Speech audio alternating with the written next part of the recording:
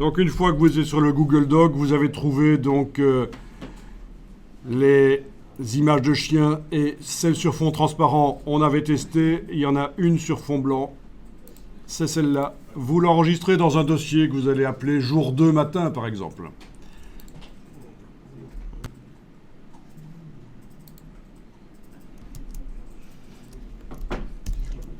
Et puis on va l'ouvrir dans Photoshop. Alors il faut que je vous dise que techniquement, il est possible de transférer directement une image du navigateur web vers Photoshop sans passer par le disque dur, sans devoir l'enregistrer. Peut-être que certains parmi vous avaient trouvé qu'on peut faire ça. Moi, je conseille toujours quand même de le mettre sur le disque dur. C'est toujours bien parce qu'au moins on peut s'organiser, on sait où retrouver l'image.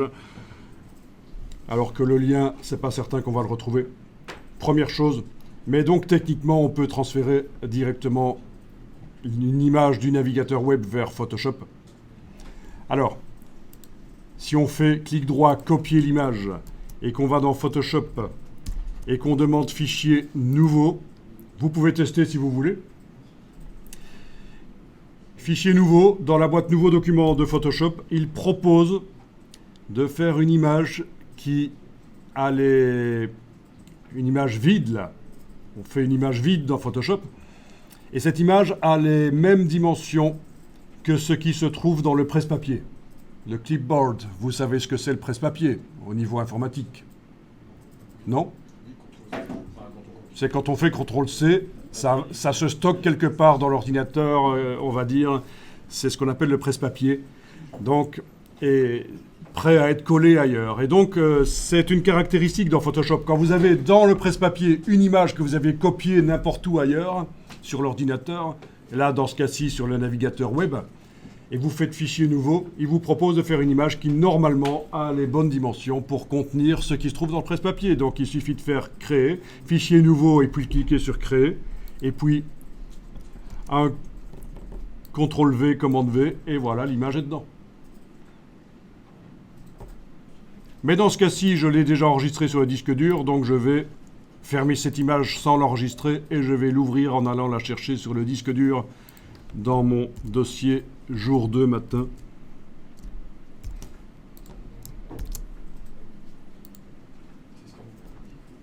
Ah oui.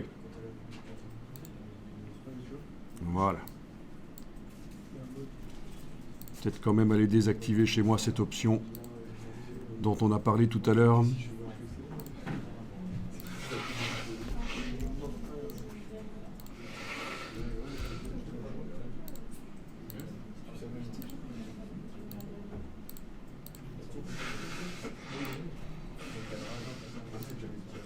Donc, moi, je conseille d'enregistrer sur le disque dur au départ du navigateur, comme ça vous organisez vos fichiers. Alors, une remarque, si vous avez connecté une clé USB à l'ordinateur et que vous êtes en train, au départ de Photoshop, d'enregistrer sur la clé USB, c'est très mauvais. Il ne faut jamais enregistrer directement du logiciel vers une clé USB.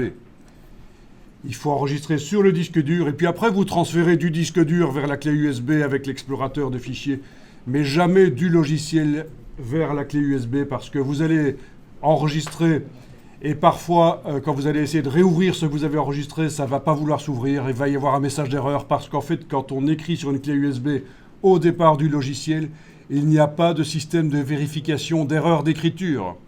Donc ça a l'air d'être bien écrit, ça a l'air d'être bien enregistré, mais quand on réouvre, parfois ça foire. Donc souvenez-vous de ça, jamais du logiciel directement vers la clé USB.